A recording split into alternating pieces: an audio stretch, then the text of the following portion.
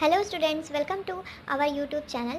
और आज हम बायोकेमिस्ट्री की सब्जेक्ट ले रहे हैं। मुझे मालूम है कि आपने पिछले वीडियो में बहुत ही ज़्यादा प्यार दिया था, इसलिए मैं वापस से यही एक बार वापस से शॉर्टकट में इस चैप्टर को हम करने वाले हैं।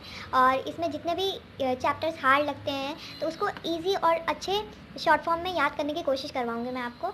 और सबसे पहले तो हम जान लेते हैं कि बायोकेमिस्ट्री होता क्या है, किसने दिया था और मतलब क्यों हम इसको पढ़ते हैं। तो सबसे पहली बात हम ये जान लेते हैं कि बायोकेमिस्ट्री होता क्या है। तो इसलिए पहले हमने इसमें देखा कि बायोकेमिस्ट्री को पहले उसका डेफिनेशन क्या दिया है। सबसे पहले उसको क्या बोलते हैं, यहाँ जैसे हमने लिखा है केमिस्ट्री ऑफ लिविंग सेल बोलते हैं। तो यह आप अगर लिखोगे आंसर में तो आपका बहुत अच्छा रहेगा, बट स्टिल कि मैं प्रेफर करूँगी आप पहले, अगर आपका पहला क्वेश्चन है बायोकेमिस्ट्री का पेपर दे रहे हैं तो प्लीज़ करके लिखिए इसको। फिर आगे चलते हैं कि टर्म किसने, बायोकेमिस्ट्री टर्म ही किसने इंट्रोड्यूस किया था और कब किया था। तो जैसे कि यहाँ लिखा है कि कार्ल न्यूबर्ग ने 1903 में हमें इंट्रोड्यूस कराया था। चलो फिर जैसे हमारे पोर्शन में है कि कार्बोहाइड्रेट्स के बारे में पढ़ना है, तो सबसे पहले हम कार्बोहाइड्रेट्स क्या होता है, कैसे मतलब उसके बारे में जानते हैं और डिटेल वे में। तो सबसे पहले कार्बोहाइड्रेट्स का क्या चीज़ होता है या उसका डेफिनेशन देखते हैं। तो सबसे पहले ये क्या होता है कि पहला तो ये होता है कि ये एक ऑर्गेनिक कंपाउंड है और उसका जनरल फार्मूला होता है CnH2O और ब्रैकेट क्लोज करके N। अब n की वैल्यू अगर आप 2 लिखेंगे तो C2H H का 2 है तो 2 इंटू एन में अगर 2 का वैल्यू है 2 2 ज़ा 4 हो जाएगा और O का अगर ब्रैकेट खोलते हैं H4O2 हो जाएगा। तो इसी तरीके से हमें ये जनरल फार्मूला दिया गया है और अगर हमें बोला जाएगा तो ये पुट करो तो हम कर सकते हैं। आगे हम देखते हैं कि क्या है कार्बोहाइड्रेट का डेफिनेशन कैसे दिया है। ये मैंने बुक सत्यनारायण से लिया गया है, तो आप इसको लिखे गए तो अच्छा रहेगा आपके लिए। और फिर the term sugar is applied to carbohydrate which is soluble in water and sweet to taste, ये भी आप लिखे हैं। और आगे चलते हैं, इसके बारे में जानते हैं कि क्या है। जैसा कि आप जानते हो कि ग्लूकोज हमारे लिए बहुत ही ज़्यादा इंपॉर्टेंट होता है। तो उसमें है ना कितनी कैलोरी होती है, 4 कैलोरी पर ग्राम होती है। और आगे ही हम चलते हैं कि कार्बोहाइड्रेट, जैसे आपको मालूम होगा कि कार्बोहाइड्रेट किस किस मतलब वेजिटेबल में मिलता है, जैसे कि पोटैटो में मिलता है। तो आप कमेंट में ये बताइए कि आपको क्या क्या पता है कि किस वेजिटेबल में या किस जो चीज़ आप खाते हो ज़्यादा या सब्ज़ी में आपको पसंद है तो उसमें क्या क्या मिलता है। आप ऐसे प्रैक्टिस किया करो। तो आगे देखते हैं स्ट्रक्चर तो अगर आप बना रहे हैं तो मतलब आपके लिए बहुत अच्छा है और आपको है ना प्रैक्टिस भी होती रहेगी। तो सबसे पहले मैंने इसमें ग्लूकोज का स्ट्रक्चर बनाया है। तो इसमें आपको ग्लूकोज अगर बन रहा है तो उसमें 6 कार्बन होंगे, जैसे कि यहाँ मैंने दिया है कि 1 2 3 4 5 6। अब यहाँ पे जो फर्स्ट कार्बन होगा CHO है, इसलिए मैंने ग्रीन पेन से हाईलाइट किया है। और ग्लूकोज का फॉर्मूला क्या होगा C6H12O6। कैसे, अभी देखिए। अब हमें पता है कि जनरल फार्मूला ये है CnH2O और N। तो C का N को क्या बोला है ग्लूकोज के लिए 6 है। तो अगर H2O का ब्रैकेट खोलेंगे तो 2 इंटू 6 क्या होगा, 2 6 ज़ा 12 होगा और H12 लिख देंगे ब्रैकेट खोलने के बाद, और O इंटू 6 O कितना होगा। तो यानी यहाँ पे O के नीचे कुछ नहीं है तो इसलिए इसमें हम 1 इंटू 6 लिखेंगे तो इसलिए 6 आया। अब चलते हैं वापस स्ट्रक्चर की तरफ। अब स्ट्रक्चर में देख सकते हैं कि ग्लूकोज को अल्डोज भी कहा जाता है। वैसे ही फ्रुक्टोज का स्ट्रक्चर है कीटोज बोलते हैं। फ्रुक्टोज का भी सेम मॉलिक्यूलर फॉर्मूला है जैसे इसका है। और गैलेक्टोज का देखिए सेम है, ठीक है। तो अब इसमें फ्रुक्टोज में और गैलेक्टोज में क्या क्या डिफरेंस है आप देख सकते हैं। जैसे कि ग्लूकोज में क्या है कि 1 2 6 कार्बन है, सब वो तो सब में है। फर्स्ट कार्बन पे CHO है और फ्रुक्टोज में C double bond O second में है कार्बन नंबर पे, और फर्स्ट में ग्लूकोज गैलेक्टोज में। अब आप गैलेक्टोज और ग्लूकोज बोल रहे अरे ये तो सेम है, नहीं। फोर्थ नंबर कार्बन पे देखिए कि ग्लूकोज में OH इस साइड है और गैलेक्टोज में OH इस साइड है, यानी कि आपके लेफ्ट साइड में है। तो ये थोड़ा डिफरेंस हमें ध्यान से देख के चलना होगा। अब बात आती है कि क्लासिफिकेशन। अब क्लासिफिकेशन अभी हमने इंट्रो पढ़ लिया, कार्बोहाइड्रेट की बेसिक चीज़ें हमें मालूम चल गई है। अब हम आएंगे क्लासिफिकेशन पढ़ने के लिए। तो बेसिकली मोनोसैकेराइड, ओलिगोसैकेराइड और पॉलीसैकेराइड है इसमें सिंपल फॉर्म में। तो मोनोसैकेराइड में भी उसके भी सब टाइप्स हैं, ट्रायोस, पेंटोस, टेट्रोस, हेक्सोस, हेप्टोस। तो आपको जैसे ट्राई से पता ही चल रहा होगा, ट्राई मतलब 3 चीज़ की बात हो रही है, तो यानी 3 कार्बन हो गया। टेट्रोस यानी कि 4 कार्बन, पेंटोस यानी कि 5 और हेक्सोस 6, हेप्टोस 7। ऐसे ही सिमिलरली आगे बढ़ता जाता है। पर आपको जैसे हमने जनरल फार्मूला में दिखाया था कि C3 तो ये कैसे आया, तो वैसा ही आपको कैलकुलेट करना होगा। तो ट्रायोस का एग्जाम्पल भी देख लेते हैं। ग्लिसरल डिहाइड है और डाईहाइड्रोक्सी एसीटोन है। अब वैसे ही इसके सारे एग्जाम्पल हैं। एग्जाम्पल नहीं याद करेंगे तब भी चलेगा, पर मोनोसैकेराइड के जितने टाइप्स हैं वो आपको ज़रूर पढ़ना है एक बार। अब चलिए आगे बढ़ते हैं। अब इसमें क्या है, ओलिगोसैकेराइड में कितने पहला है कि डाइसैकेराइड है और ट्राइसैकेराइड है। इसके सेम मतलब डाइसैकेराइड और ट्राइसैकेराइड के आपको एग्जाम्पल एक बार पढ़ लो। और पॉलीसैकेराइड में होमोपॉलीसैकेराइड और हेट्रोपॉलीसैकेराइड। होमो यानी कि सेम चीज़ हो रही है, जैसे नाम से ही पता चल रहा है, और सिमिलरली हेट्रो से भी पता चल रहा है कि ये अलग अलग है। इसलिए हम ज़्यादा डीप में नहीं जाएंगे क्योंकि ये रिवीजन है, इसलिए मैंने ये शॉर्ट फॉर्म में रखा है एकदम से, ताकि आप एग्ज़ाम के लिए तुरंत पढ़ के दे सको। अब आपने देखा होगा कि एपीमर्स, एनोमर्स, म्यूटा रोटेशन, ये सब क्या चीज़ें होती है। तो ये मोनोसैकेराइड में होती है और इसको आप डिटेल में देखते हैं कि मतलब बहुत ही शॉर्ट फॉर्म में देखेंगे अभी कि क्या चीज़ होती है, फटाफट हमको समझ आ जाने वाली है। तो एपीमर्स में क्या देखते हैं, एपीमर्स में क्या होता है कि दो मोनोसैकेराइड होता है जिसके है ना कॉन्फ़िगरेशन में एक ही कॉन्फ़िगरेशन में अलग होता है डिफरेंस। जैसे कि मैंने आपको पहले ही बताया था थोड़ी देर पहले कि ग्लूकोज और गैलेक्टोज में तो सेम दिख रहा था आपको, पर उसमें क्या डिफरेंस था आपको बताया कि कार्बन 4 पे उसमें OH का डिफरेंस है थोड़ा। अभी वापस देखते हैं। जैसे कि आप देख सकते हो कि ग्लूकोज और गैलेक्टोज हमें बोला है कि वो एपीमर्स है, पर वो कैसे है। तो आप इसमें देखिए 4 नंबर कार्बन पे OH राइट साइड है और इधर पे गैलेक्टोज में लेफ्ट साइड है। इस वजह से ये दोनों एपीमर्स कहलाए जाते हैं। आई होप कि आपको एपीमर्स का मतलब समझ आया होगा। वैसे ही एनोमर्स यानी कि अल्फ़ा और बीटा साइक्लिक फॉर्म होता है जो डी ग्लूकोज का होता है, और म्यूटा रोटेशन का क्या होता है जो ये डेफिनेशन ही अच्छे से बता रहा है। अब आगे बढ़ते हैं। एनांशियोमर क्या होता है, यानी कि एनांशियोमर मतलब होता है कि वो मिरर इमेज होते हैं एक दूसरे के, यानी कि आप कोई चीज़, अगर मैं ये पेन ऐसे रख रही हूँ तो वो मिरर इमेज कराएगा, दिखाएगा, इसलिए बोलते हैं उसको एनांशियोमर। अब आगे बढ़ते हैं। डायस्टीरियोमर किसे कहते हैं। अब एनांशियोमर का मतलब होता है कि वो मिरर इमेज देंगे, यानी कि डी ग्लूकोज और एल ग्लूकोज वो मिरर इमेज एक दूसरे का देने वाले हैं। बट डायस्टीरियोमर का एकदम एग्जैक्ट अपोजिट हो जाता है, यानी कि वो मिरर इमेज एक दूसरे के नहीं होंगे। फॉर एग्जांपल डी ग्लूकोज का कार्बन नंबर 2 और 4 और डी मैनोज का कार्बन नंबर 2 और डी गैलेक्टोज का कार्बन नंबर 4 पे, ये सब क्या है, डायस्टीरियोमर है। यानी कि अगर हम इसको रखेंगे और वो एक दूसरे का मिरर इमेज नहीं बताने वाले हैं। अब आगे चलते हैं डाइसैकेराइड पे। डाइसैकेराइड का 2 सब पार्ट है, यानी कि एक होता है रेड्यूसिंग होता है, एक होता है नॉन रेड्यूसिंग। अब रेड्यूसिंग का क्या मतलब होता है कि उसमें है ना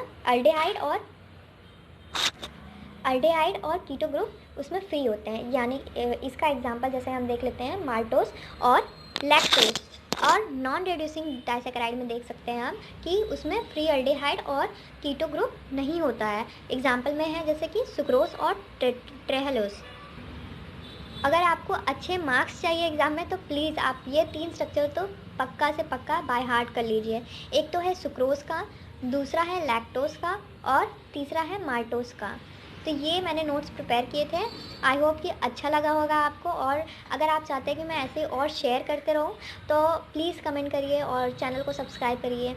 तो चलिए, अब ये तीनों स्ट्रक्चर तो हमने देख लिया, अब आगे चलते हैं कि आगे क्या है। तो ग्लूकोज की बात करते हैं तो उसमें बहुत सारे पाथवे भी आते हैं, बट हम इसमें सबसे पहले पाथवे को डिटेल में नहीं पढ़ने वाले हैं। उसके अंदर क्या मेन चीज़ होती है वही हम देखने वाले हैं। तो मैंने इसमें पाथवे लिखा है और उसके अंदर क्या हो रही है, उसके अंदर रेट लिमिटिंग स्टेप या एंजाइम क्या है और वो किस जगह पे हो रही है, हम उतना ही देखने वाले हैं अभी इस वीडियो में। और पहला है, हमने लिया है ग्लाइकोलिसिस। ग्लाइकोलिसिस में क्या होता है कि ऑक्सीडेशन होता है ग्लूकोज का और वो प्रोड्यूस करता है पायरुवेट और लैक्टेट, और उसमें रेट लिमिटिंग स्टेप होता है फॉस्फोफ्रुक्टोकाइनेज, और ये कहाँ होता है, साइटोप्लाज्म। अब आगे चलते हैं।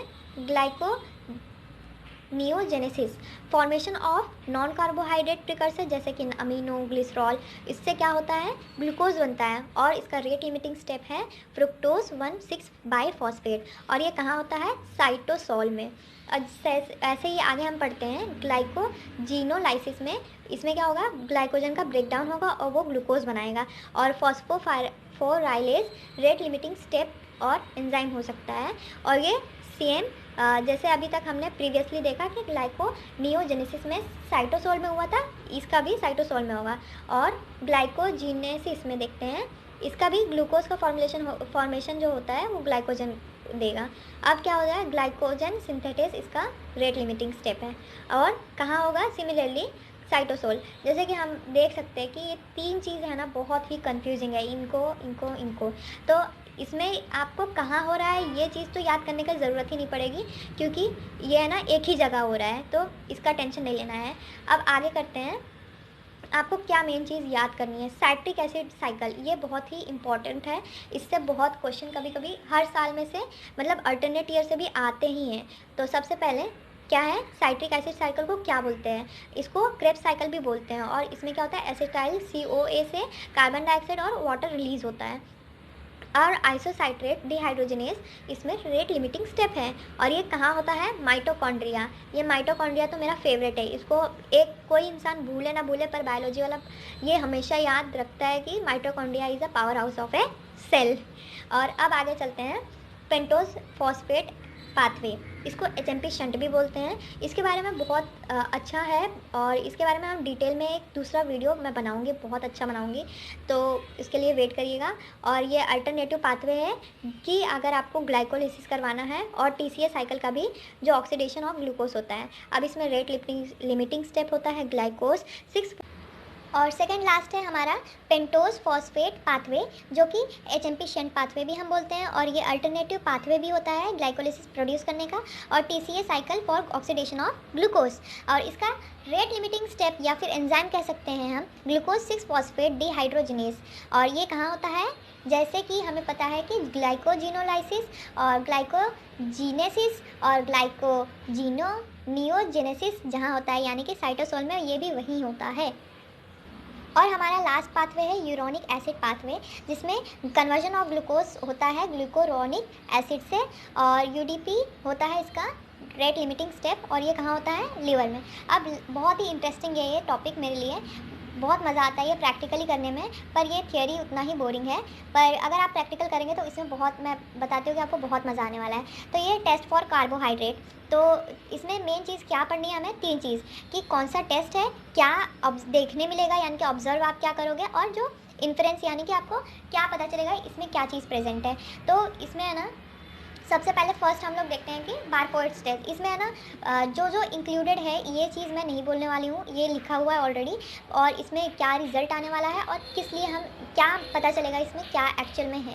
तो बारकोड्स टेस्ट है ना, इसमें हम परफॉर्म करेंगे अगर कोई भी चीज़ दिया जाएगा सैम्पल जैसे, तो उसमें हमें सबसे पहले अगर करेंगे इसको तो हमें रेड PPT मिलेगा। PPT यानी कि प्रेसिपिटेट, मैंने इसको शॉर्ट फॉर्म में लिखा है PPT। और वो टेस्ट ट्यूब के एकदम नीचे वाले बॉटम पार्ट में मिलेगा। और ये क्या बताएगा, या तो हमारा सैम्पल मोनोसैकेराइड है या तो डाइसैकेराइड। अब नेक्स्ट चलते हैं बेनेडिक्ट टेस्ट। इसमें क्या क्या यूज़ हुआ है ये पहले से ही दिया है। ये क्या देगा, ऑरेंज रेड या फिर ब्रिक रेड PPT देगा, और इससे हमें पता चलेगा इसमें रेड्यूसिंग शुगर है। अब ये सोचना है कि ये याद रखना है आपको कि रेड्यूसिंग शुगर कौन सा है और नॉन रेड्यूसिंग।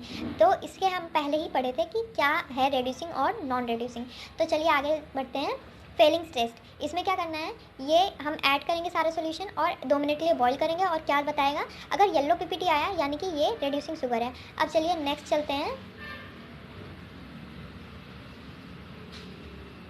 Mollies test. इसमें है ना अल्फा नैप्थोल और C2H5OH ऐड करना है सैंपल के साथ, और इसमें पर्पल रेड रिंग जैसा आएगा, बहुत ही ब्यूटीफुल कलर आता है इसमें। ये मेरा पर्सनली बहुत फेवरेट है ये परफॉर्म करने का। इसमें अगर सबसे पहले अगर हमें मालूम करना है कि सैंपल दिया गया जो है हमें वो कार्बोहाइड्रेट है कि नहीं है, वो हम इसी टेस्ट से परफॉर्म करते हैं पहले, तभी हमें पता चलता है हाँ ये कार्बोहाइड्रेट है। फिर हम आगे करते हैं कि मोनोसैकेराइड है या डाइसैकेराइड है, तो फिर या फिर रेड्यूसिंग है नॉन रेड्यूसिंग, वो बाद में हम करते हैं। फिर नेक्स्ट आते हैं, चलिए देखते हैं कि सेलिविनॉक्स टेस्ट। इसमें क्या होगा, रेड कलर कॉम्प्लेक्स देगा, और ये क्या बताएगा, या तो कीटोस है या तो अल्डोस फॉर्म में है।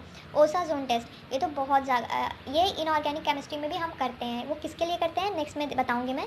पर अभी हम ये देख लेते हैं कि ओसाजोन टेस्ट इधर पे क्या क्या बताएगा। सबसे पहले अगर ओसाजोन में ग्रीनिश येलो नीडल, या हम उसको क्या करते हैं, ये परफॉर्म करने के बाद ये जो हमने दिया है ना, ये इसको ऐड करने के बाद हम क्या करते हैं, ये चीज़ हमें ऐसे ही नहीं दिखेगी, नेक्ड आई नहीं दिखेगी, हम इसको है ना माइक्रोस्कोप में देखेंगे तो ये ब्रूमस्टिक शेप क्रिस्टल आएगा। तो इसको हम क्या बोलेंगे, या तो ग्लूकोज है, फ्रुक्टोज है, या तो मैनोस है, इसलिए ये टेस्ट परफॉर्म करते हैं। अब नेक्स्ट चलते हैं कि पिंक कुशन विद पिंस रेगेहॉग और क्रिस्टल अप्रैल करता है, तो इसमें क्या पता चलता है कि ये लैक्टोस है। और अगर सनफ्लावर जैसा आया तो ये माल्टोस है, इससे ये कंफर्म होता है। लास्ट हमारा टेस्ट है जो कि है आयोडीन टेस्ट। ये सब ऐड करने के बाद सैंपल के साथ, सैंपल को तो हम लेंगे ही लेंगे, बाद में ये और ये ऐड करना है। अगर हमारे पास डीप ब्लू कलर, जिस तरह मैंने आपके अच्छा दिखने के लिए मैंने ड्रॉ किया है, अगर ये कलर आया तो यानी कि इसमें स्टार्च प्रेजेंट है जो हमारे सैंपल दिया है। या फिर अगर ब्राउन वाइन कलर जैसे आया इसमें जैसे दिया है, तो यानी कि ग्लाइकोजन प्रेजेंट है। इसी के साथ हमारा कार्बोहाइड्रेट टॉपिक कंप्लीट होता है। मैंने ये नोट्स बनाए थे, आई होप कि आपको अच्छे से समझ आया होगा और पसंद भी आए होंगे नोट्स। और मैं जल्द ही इसको अपने टेलीग्राम चैनल पे डालने वाली हूँ। अगर आपने मेरा टेलीग्राम चैनल ज्वाइन नहीं किया है तो मैं लिंक दूँगी डिस्क्रिप्शन बॉक्स में, प्लीज़ ज्वाइन करें और प्लीज़ चैनल को सब्सक्राइब करें और लाइक करें। और अगर आपको कोई और टॉपिक चाहिए जैसे कि B.Pharm में कोई भी सेमेस्टर का, तो आप बोल सकते हैं। और तब तक के लिए आप पढ़ते रहिए और बढ़ते रहिए। Thank you.